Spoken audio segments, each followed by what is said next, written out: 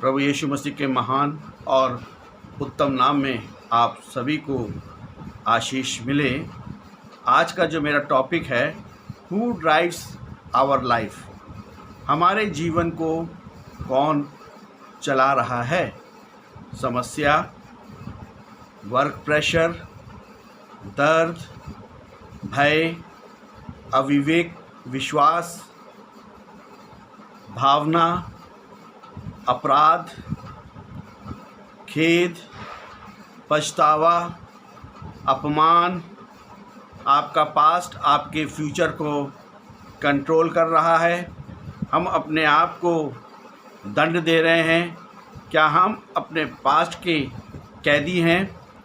ईर्ष्या, द्वेष, क्रोध, ये सब अनहेल्दी हैं, हमें चोट पहुंचाते हैं।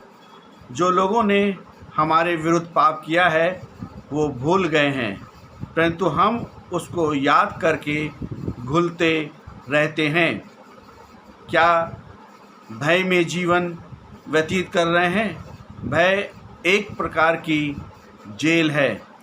पहला यूहन्ना 4 अध्याय और उसके 18 पद में लिखा हुआ है, प्रेम में भय नहीं होता, वरन सिद्ध प्रेम भय को दूर कर देता है, क्योंकि भय से कष्ट होता है। जो भय करता है वो प्रेम में सिद्ध नहीं हुआ है। इस संसार का चकाचौंध हमें चला रहा है। ये एक मिथ्या है कि यदि मैं अमीर होऊंगा तब मैं एक महत्वपूर्ण व्यक्ति होऊंगा। पैसा मुझे ज़्यादा सुरक्षित रखेगा। अगर पैसा इतना सुरक्षा देता है तो संसार के अमीर लोग कभी नहीं मरते। जब हम इस प्रकार का जीवन जीते हैं तो हमारे अंदर एक हार्मोन अपने आप प्रोड्यूस होता है और जिसका नाम है हिस्टामाइन। हिस्टामाइन जो है वो हमारे कोहनी के में जो जेल होता है, घुटनों में जो जेल होता है, उसको सुखा देता है। और अक्सर आप देखते हैं कि लोग लंगड़ा के चलते हैं क्योंकि हिस्टामाइन ने उनके जेल को सुखा दिया है।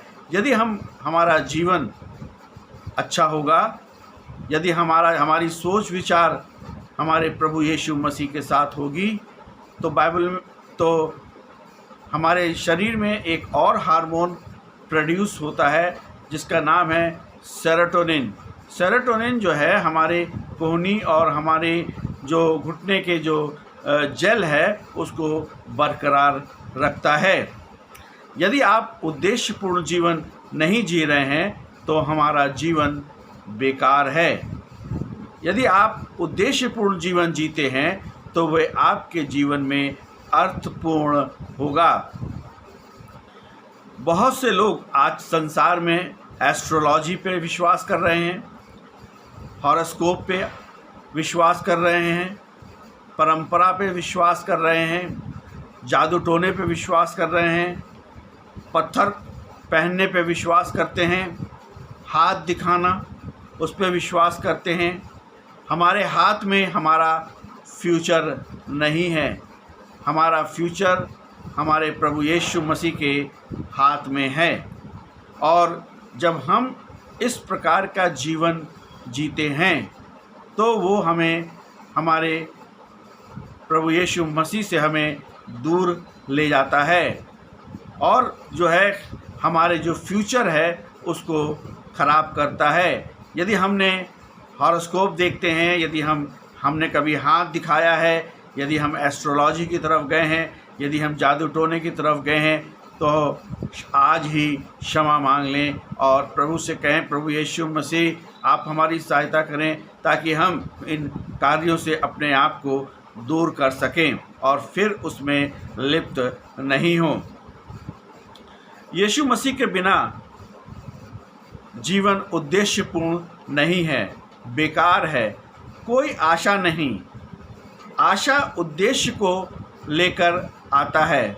इफिसियों 3:20 में लिखा हुआ है, अब जो ऐसा सामर्थ्य है कि हमारी विनती और समझ से कहीं अधिक काम कर सकता है, की सामर्थ्य के अनुसार जो हम में कार्य करता है। दूसरी बात, यदि आप उद्देश्यपूर्ण जीवन जीना चाहते हैं तो अपने जीवन को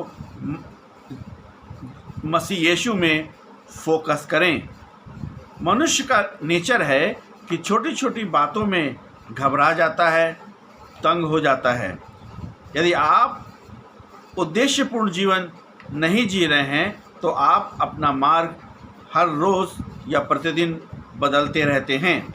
इफिसियों उसका 5 अध्याय और उसके 17 पद में लिखा हुआ है, इस कारण निर्बुद्धि ना हो, पर ध्यान से समझो कि प्रभु की इच्छा क्या है। उद्देश्यपूर्ण जीवन ज्योति में संचालित होता है। यीशु मसीह ज्योति हैं। फिलिपियों 3:15 में लिखा हुआ है, सो हम में से जितने सिद्ध हैं यही विचार रखें, और किसी बात में तुम्हारा और ही विचार हो तो परमेश्वर उसे भी तुम पर प्रकट कर देगा। तीसरी बात, यदि आप अपने उद्देश्य को जानते हैं तो वो हमारे जीवन में प्रोत्साहन को लेकर के आता है। आपका उद्देश्य उमंग को लेकर के आ सकता है। हम देखते हैं पौलुस के जीवन में एक बड़ी उमंग थी। पत्थरवाह किया गया, कोड़े लगाए गए, जेल में डाला गया, मगर उसने अपने जीवन के अंत तक प्रभु यीशु मसीह का कार्य नहीं छोड़ा। मूसा के जीवन में हम देखते हैं कि उसके अंदर इतनी उमंग थी, पैशन था, कि जब वो 80 वर्ष का हुआ तो परमेश्वर ने उसको कहा, जाओ मेरे लोगों को मिस्र देश से निकाल करके कनान देश में लेकर के जाओ। ये इसलिए हुआ क्योंकि उसके जीवन में मसीह और परमेश्वर के प्रति पैशन था। शिकायत करना, स्वार्थी जीवन जीना, विपत्ति में अकेले रहना हमारे प्रोत्साहन को नष्ट कर देता है। निराशा भी हमारे प्रोत्साहन को या इनकरेजमेंट को नष्ट कर देता है। चौथी बात, यदि आप अपने उद्देश्य को जानते हैं तो वो आपको अनंत जीवन के लिए तैयार करेगा। हम जानते हैं कि अब्राहम, नहमाया, दानियल और पौलुस ने जो है के पास एक उद्देश्य था और परमेश्वर ने उनको अनंत जीवन के लिए तैयार किया। बहुत से लोग ये चाहते हैं कि मृत्यु के बाद भी हमें याद करें। ये बहुत ही कष्टदायक है कि कुछ दिन बाद लोग उनकी भलाई को भूल जाते हैं। सबसे बड़ी समस्या मृत्यु नहीं, परंतु बिना यीशु मसीह के जीवन को जीना, ये सबसे बड़ी समस्या है।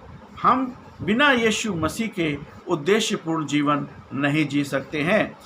रोमियो 14 और उसके 10 पद में लिखा हुआ है, तू अपने भाई पर क्यों दोष लगाता है, या तू फिर क्यों अपने भाई को तुच्छ जानता है। हम सब के सब परमेश्वर के न्याय के सिंहासन के सामने खड़े होंगे। पांचवी बात जो है, यदि आप अपने उद्देश्य को जानते हैं तो वह आपको आपके जीवन को सरल कर देगा। धन्यवाद का जीवन को में करें, धन्यवाद करते रहें। प्रभु यीशु मसीह के नाम से हमेशा धन्यवाद करते रहें। यदि आपका उद्देश्य सही नहीं है तो वह आपकी नींव को कमज़ोर कर देगा। आप सही निर्णय नहीं ले पाएंगे। यदि आप उद्देश्यपूर्ण जीवन नहीं जी रहे हैं तो वह आपके जीवन में तनाव यानी स्ट्रेस, थकावट, झगड़े को लेकर के आता है। यशाया उसका 26 अध्याय और उसके 3 पद में परमेश्वर का वचन इस प्रकार से कहता है कि जिनका मन तुझ में धीरज धरे हुए है उसकी तू पूर्ण शांति के साथ रक्षा करता है, क्योंकि वह तुझ पर भरोसा रखता है। यीशु मसीह को उद्धारकर्ता के रूप में ग्रहण करें, विश्वास करें, पापों को मान लें और पापों का पश्चाताप करें और यीशु मसीह को उद्धारकर्ता के रूप में ग्रहण करें। यही सबसे अच्छा और उद्देश्यपूर्ण जीवन है। प्रभु यीशु मसीह आप सभी को आशीष दे। आमीन।